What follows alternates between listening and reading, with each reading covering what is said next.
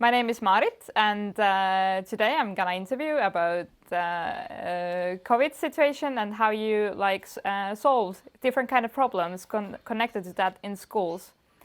So when the coronavirus started spreading in spring, how did the schools and teachers react? Well, first of all, of course, I have to say that it was very intimidating and frightening for teachers, and of course, our members, Finnish teachers, they had worries. They had worries about their pupils' health, and also, of course, their own health, and the health of their loved ones and near ones and families and so on.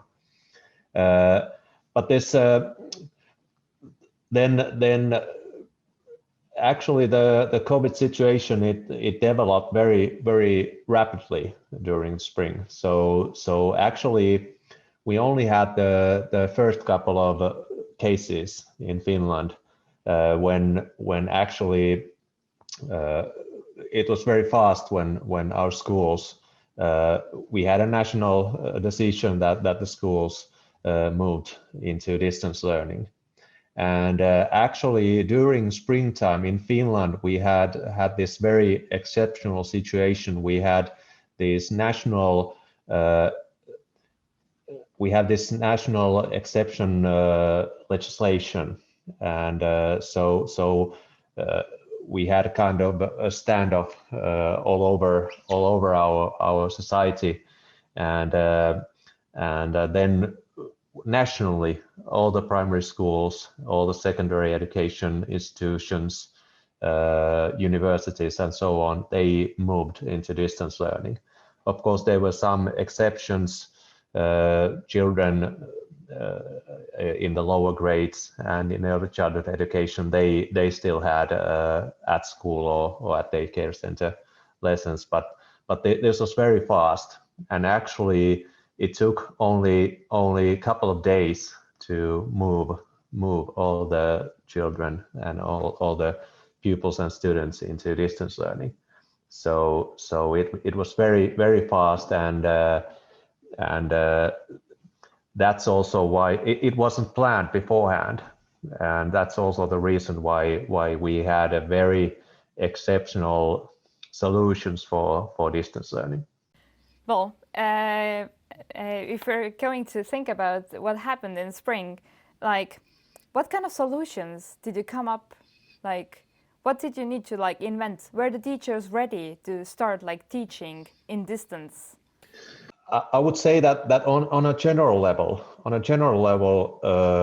Finland was prepared probably better than many other countries. I think that in Estonia the situation is probably pretty much the same as it is in Finland.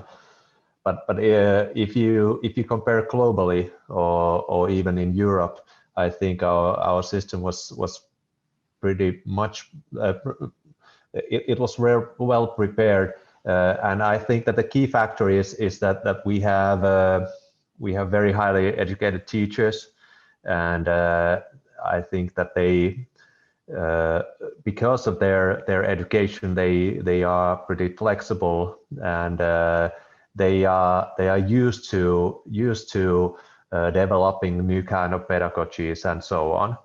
But still, of course, the situation was very different in different municipalities and different schools in Finland, because actually we have had for like a decade now demandments in our curriculums to use ICT technology in education, and actually the curriculums demand you could say that pupils should use it daily at school. But even if it's demanded by the curriculum, you could say that this differs in different municipalities in Finland. We have municipalities where they have even in normal times they have computers for every pupil, and they have computers for every pupil, and they use these tools Teams or Google Apps or something like this, they use those daily.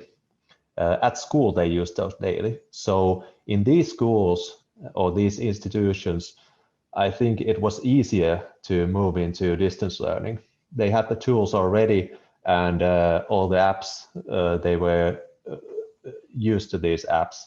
But then we have these municipalities where they don't have this kind of equipment, and they are not accustomed using these.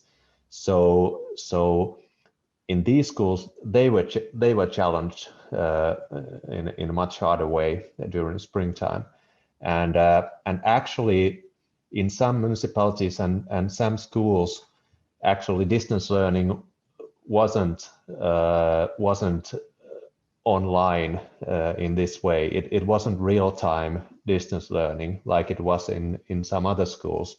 So it could have been only that teachers were able to send written instructions to pupils, and via some sort of via email or something, some kind of civilian system, and then actually the pupils, they were studying themselves according to these instructions. And of course, this is a whole different situation, and you cannot talk about distance learning or distance education if you only get written instructions. So the situation, we think that this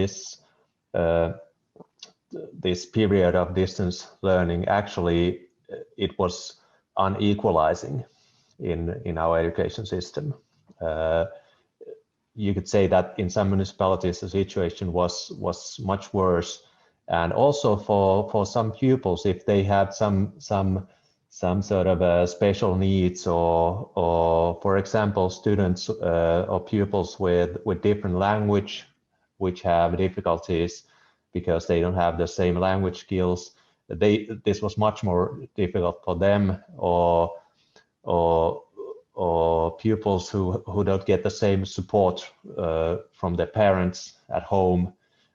We had those pupils which were this was much more difficult for them, and that's also the reason why I said that this period was unequalizing for our pupils. Can you bring some examples of some problems you had to face, and like how did you solve them? Like for example, with this like inequalizing like points, like how did you like manage to get the pupils to be more equal in distance learning, and did you even manage to do that? There were several efforts to equalize the situation. For example, probably the biggest, actually, our government provided extra resources during the summer for this school year. It was actually very large extra resource.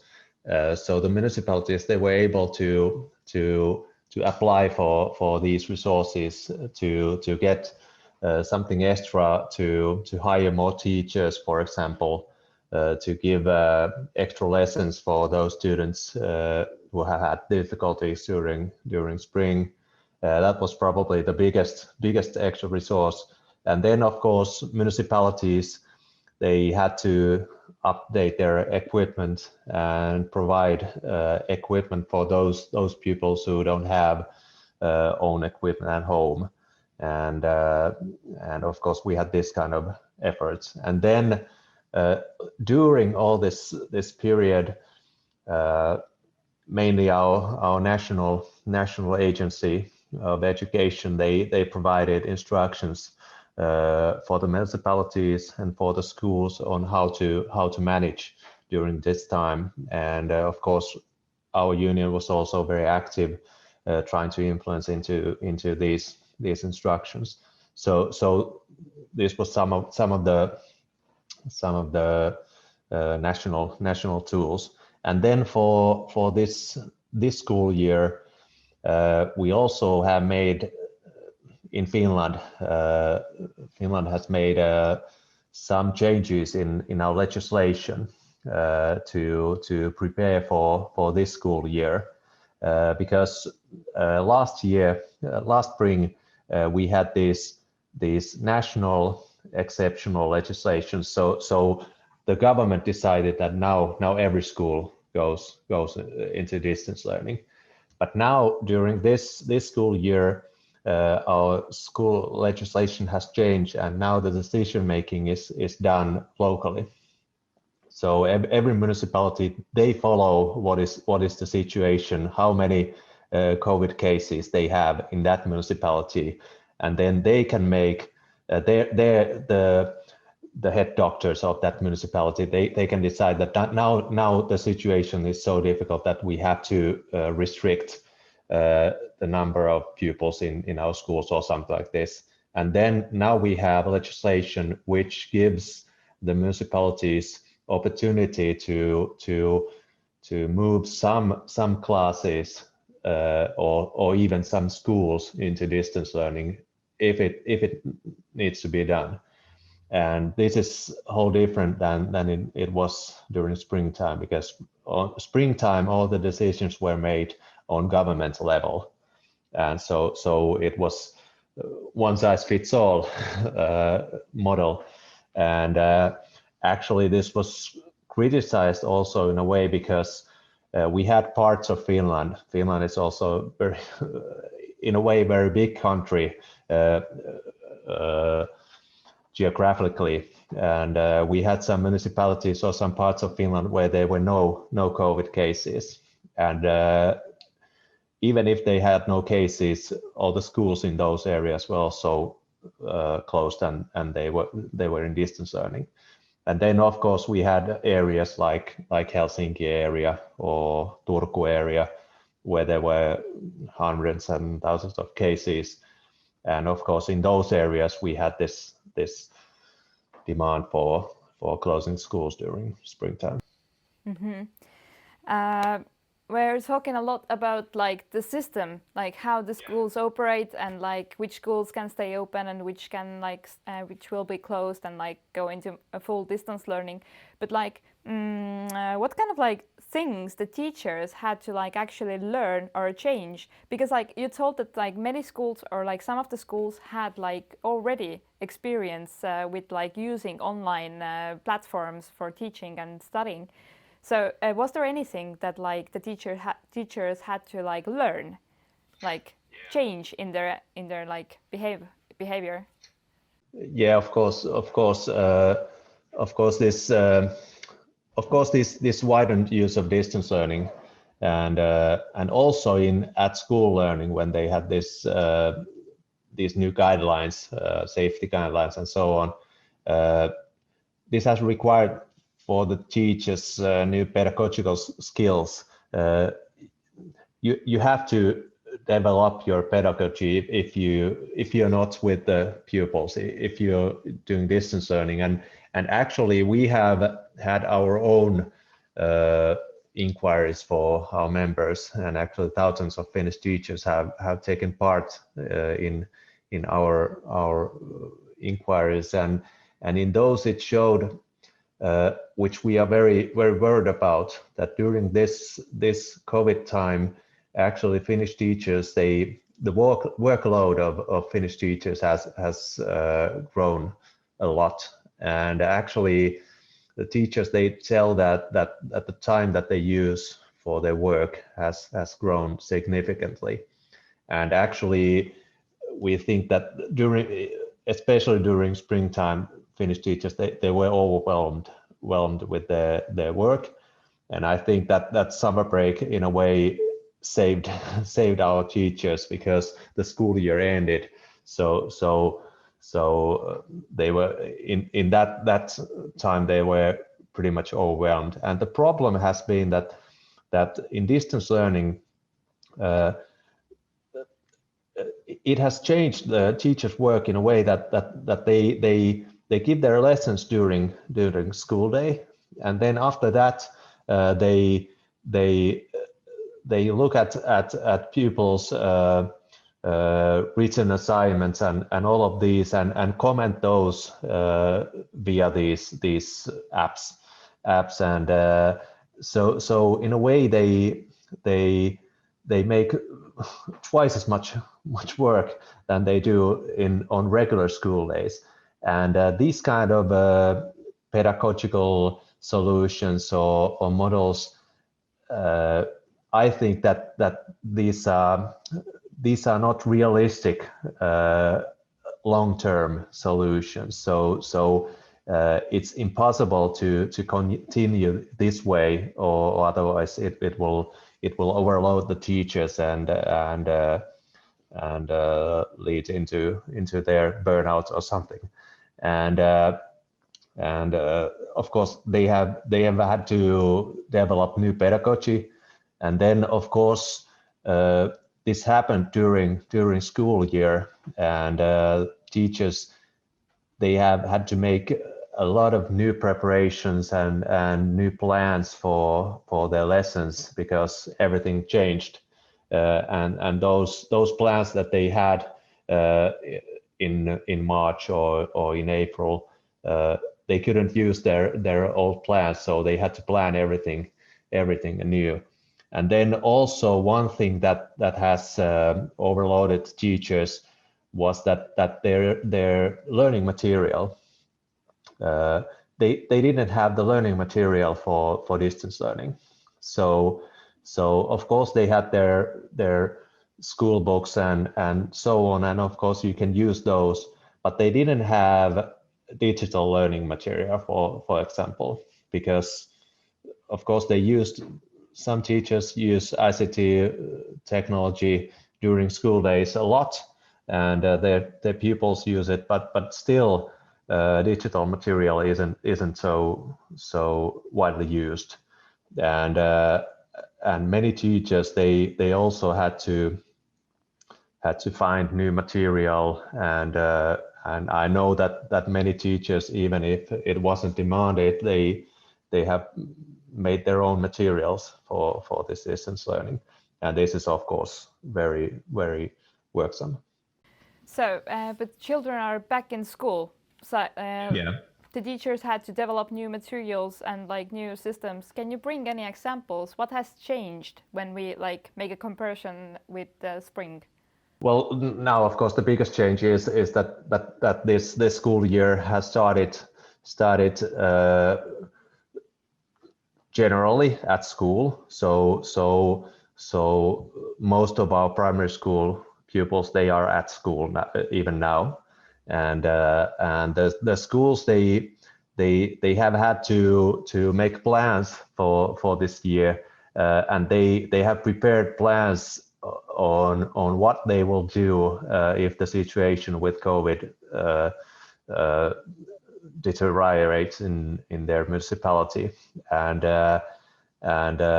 usually those plans mean that if they will have more COVID cases, and the municipality have to restrict the number of pupils at school, then they will have terms. Some of the classes will move into distance learning, and some of the classes will stay at school, and then the next week they will change. That's a plan for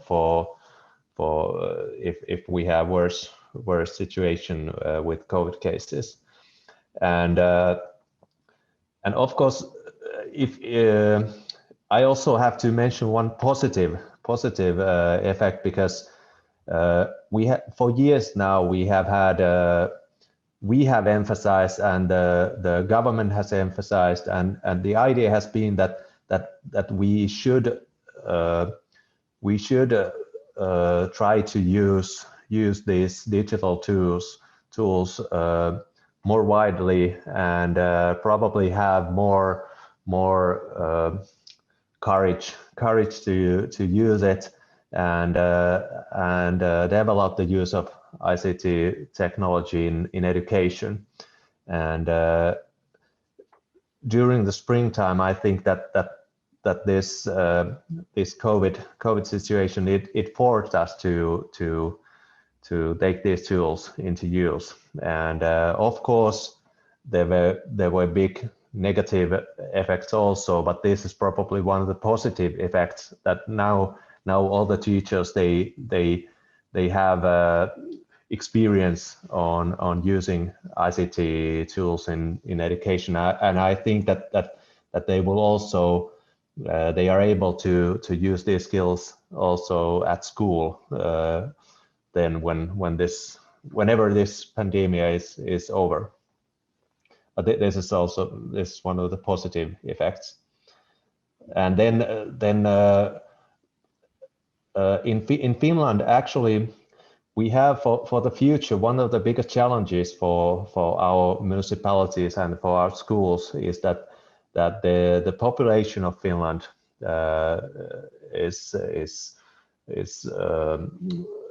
it's smaller and smaller, and in some parts of Finland there will be less children, and actually the distances into schools will be greater and greater in those areas of Finland. And actually we think that if it's used in a reasonable way, we can use these digital tools also in the future for not so much for providing primary education altogether via distance learning. We are not so keen on that. That would be problematic. But to provide some lessons which are very difficult to provide in areas where there are only a few children.